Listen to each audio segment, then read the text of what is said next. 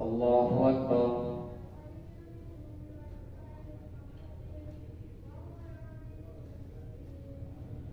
الحمد لله رب العالمين الرحمن الرحيم مالك يوم الدين إياك نعبد وإياك نستعين اهدنا الصراط المستقيم صراط الذين أنعمت عليهم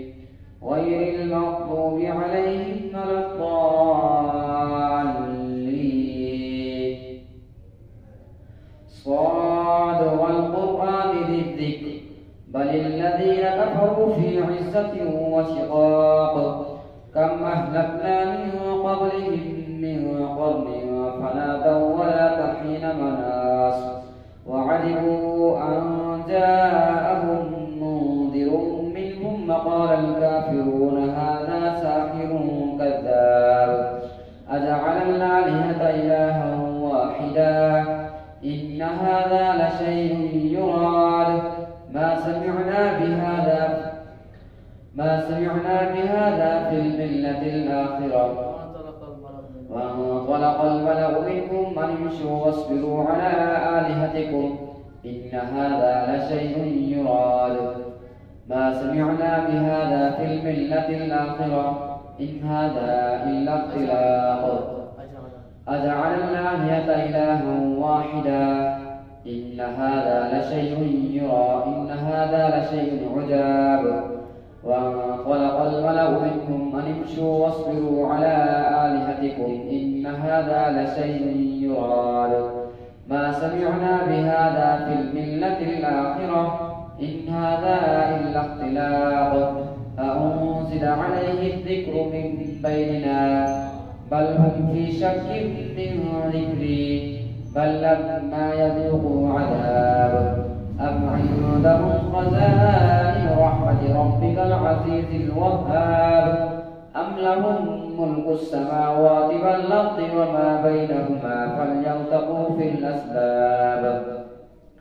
جند ما هنالك محزوم من الأحزاب كذبت قبلهم قوم نوح وعاد وفرعون ذو الأوتاد وثمود وقوم لوط وأصحاب الأيكة أولئك الأحزاب إن كل إلا كذب الرسل فحق عقاب وما ينظر هؤلاء إلا صيحة واحدة ما لها من فواق فقالوا ربنا عجل لنا قطنا قبل يوم الحساب اصبر على ما يقولون واذكر عبدنا داود ذا الأيد إنه أواب إنا سخرنا الجبال معه يسبحن بالعشي والإشراق والطير محشورا كل له أواب وشددنا ملكه وآتيناه الحكمة وفصل الخطاب وهل أتاك نبأ الخصم إذ تسوروا المحراب إذ دخلوا على داود ففزع منهم قالوا لا تخف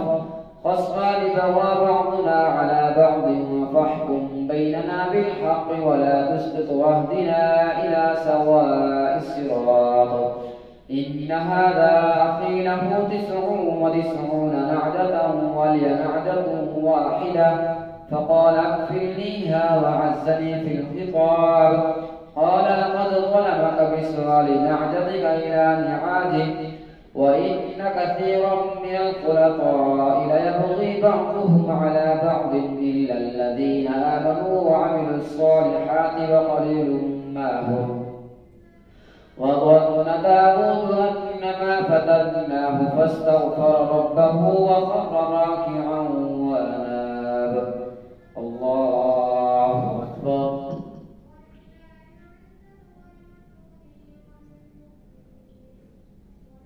الله أكبر. فغفرنا له ذلك وإن له عندنا لزلفى وحسن مآب. يا داود إنا جعلناك خليفة في الأرض فاحكم بين الناس بالحق ولا تتبع الهوى فيضلك عن سبيل الله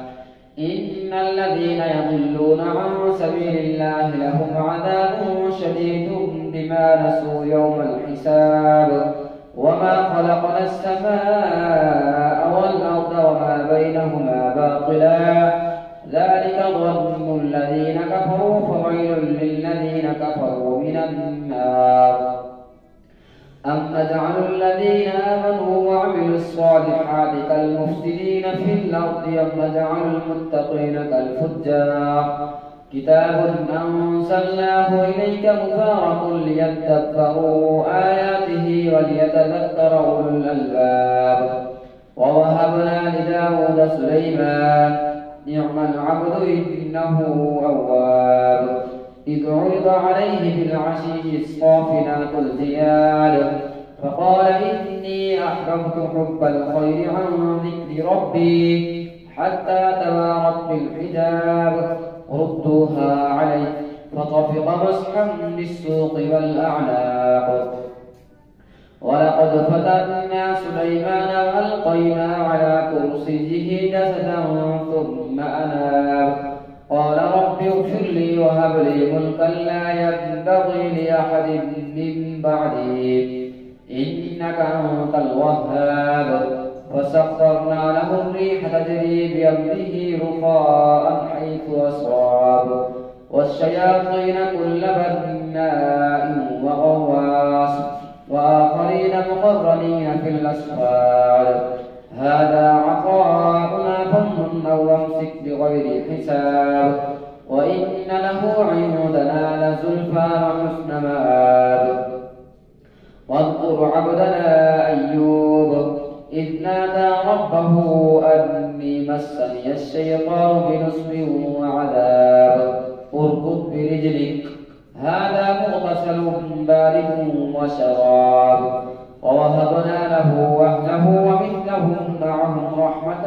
منا وذكرى لأولي الألباب فخذ بيدك ضغثا فاضرب به ولا تحنث إنا وجدناه صابرا نعم العبد إنه أواب واذكر عبادنا إبراهيم وإسحاق ويعقوب أولي الأيدي والأبصار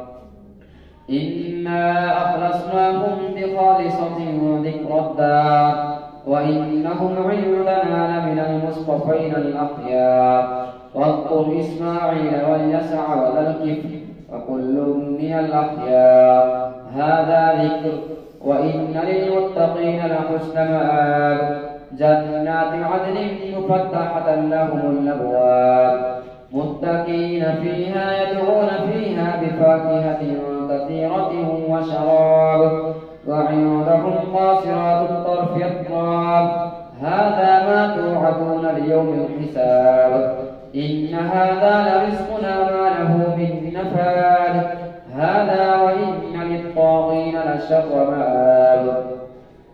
جهنم يصلونها فبئس المهاد هذا فليذوقوه حميم وغساق وآخر من شكله أسواد هذا فوج مقتحم معكم لا مرحبا بهم إنهم صالوا النار قالوا بل أنتم لا مرحبا بكم أنتم قدمتموه لنا فبئس القرار قالوا ربنا من قدم لنا هذا فزده عذابا ضعفا في النار وقالوا ما لنا لا نرى رجالا كنا نعدهم من الأشرار اتخذناهم سخريا أم زاغت عنهم الأبصار إن ذلك لحق تخاصم أهل النار الله أكبر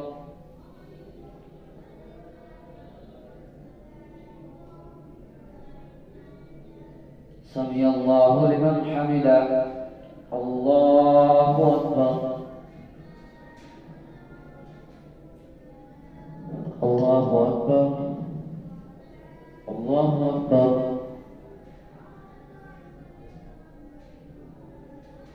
الله أكبر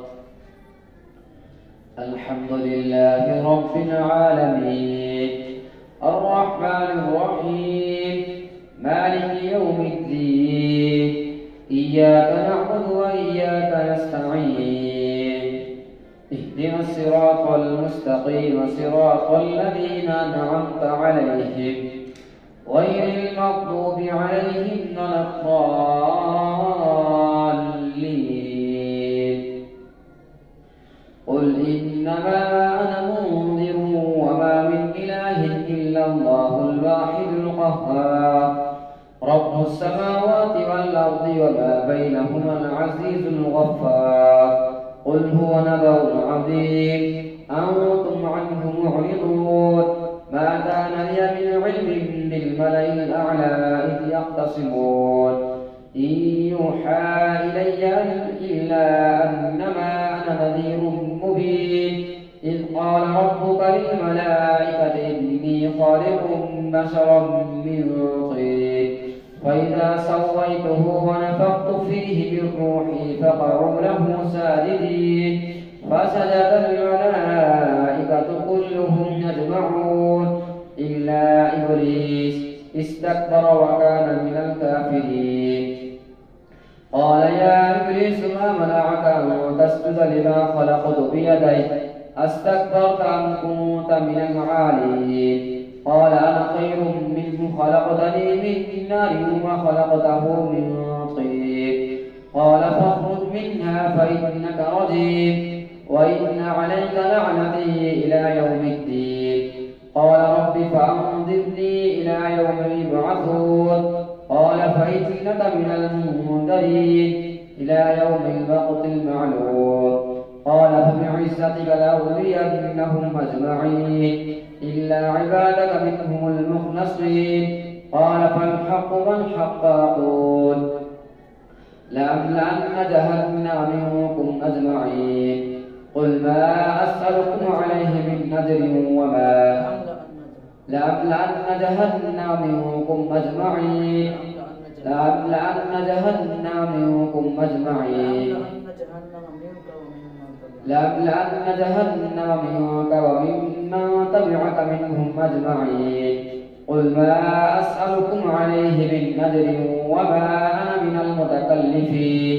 إن هو إلا ذكر للعالمين ولتعلمن نبأه بعد حين. تنزيل الكتاب من الله العزيز الحكيم. إنا أنزلنا إليك الكتاب بالحق فاعبد الله مخلصا له الدين ألا لله الدين الخالص والذين اتخذوا من دونه أولياء ما نعبدهم إلا ليقربونا إلى الله زلفى إن الله يحكم بينهم فيما هم فيه يختلفون.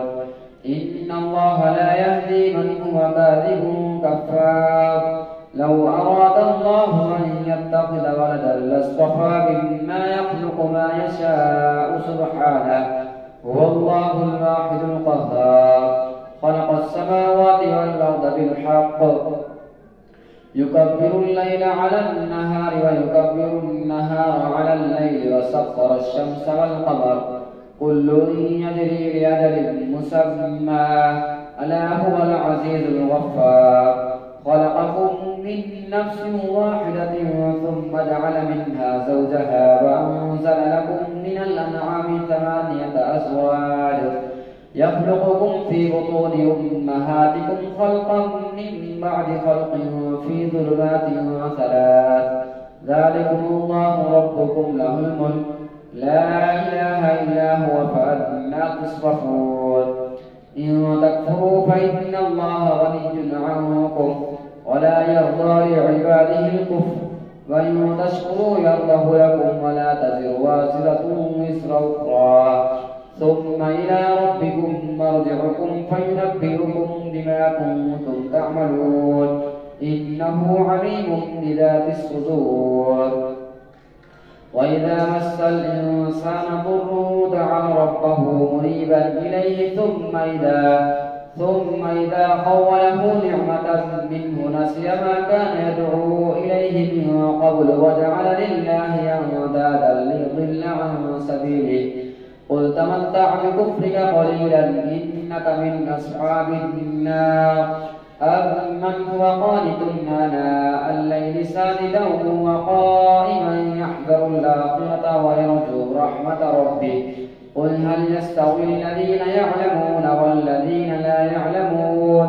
إنما يتذكر أولو الألباب قل يا عبادي الذين آمنوا اتقوا ربكم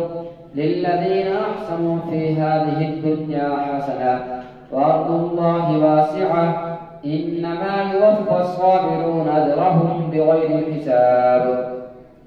قل إني أمرت أن أعبد الله مخلصا له الدين وأمرت لأن أكون أول المسلمين قل إني أخاف إن عصيت ربي عذاب يوم عظيم قل الله أعبد مخلصا له ديني فاعبدوا ما شئتم من دونه قل إن الخاسرين الذين خسروا أنفسهم وأهليهم يوم القيامة ألا ذلك هو الخسران المبين لهم من فوقهم ظلل من النار ومن تحتهم ظلل ذلك يخفف الله به عباده يا عباد فاتقون والذين اجتنبوا الطاغوت أن يعبدوها وأنابوا إلى الله لهم البشرى فبشر عباد الذين يستمعون القول فيتبعون أحسنه أولئك الذين هداهم الله وأولئك هم أولو الألباب أفمن حق عليه كلمة العذاب أفأنت تنقذ من في النار لكن الذين اتقوا ربهم لهم غرف من فوقها غرف مبنية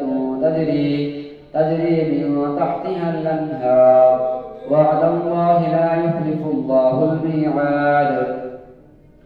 ألم تر أن الله أنزل من السماء ماء فسلكه ينابيع في الأرض ثم يخرج به زرعا مختلفا ألوانه ثم يهيج فتراه مصفرا ثم يجعله حطاما إن في ذلك لذكرى لأولي الألباب أفمن شرح الله صدره للإسلام فهو على نور من ربه فويل للقاسية قلوبهم من ذكر الله أولئك في ضلال مبين الله نزل أحسن الحديث كتابا متشابها مثانية تقشعر منه جلود الذين يخشون ربهم ثم تلين جنوبهم وقلوبهم إلى ذكر الله ذلك هدى الله يهدي به من يشاء ومن يضلل الله فما له من هاد أفمن يتقي بوجهه سوء العذاب يوم القيامة فقيل للظالمين ذوقوا ما كنتم تكسبون كذب الذين من قبلهم فأتاهم العذاب من حيث لا يشعرون فأذاقهم الله الخزي في الحياة الدنيا ولعذاب الآخرة أكبر لو كانوا يعلمون ولقد ضربنا للناس في هذا القرآن من كل مثل لعلهم يتذكرون قرآنا عربيا لعلكم تذكرون ضرب الله مثلا رجلا ولقد ضربنا للناس في هذا القرآن من كل مثل لعلهم يتذكرون قرآنا عربيا غير ذي عوج لعلهم يتقون ضرب الله مثلا رجلا فيه شركاء متشاكسون ورجلا سلما لرجل هل يستويان مثلا الحمد لله بل أكثرهم لا يعلمون إنك ميت وإنهم ميتون ثم إنكم يوم القيامة عند ربكم تختصمون الله أكبر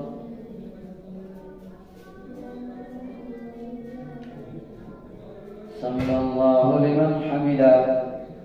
الله أكبر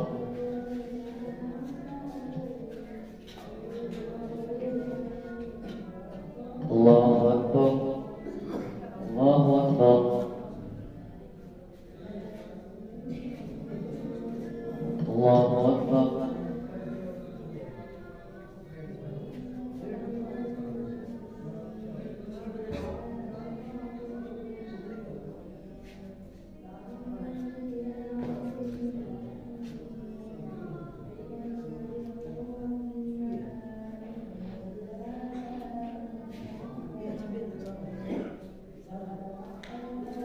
السلام عليكم ورحمة الله.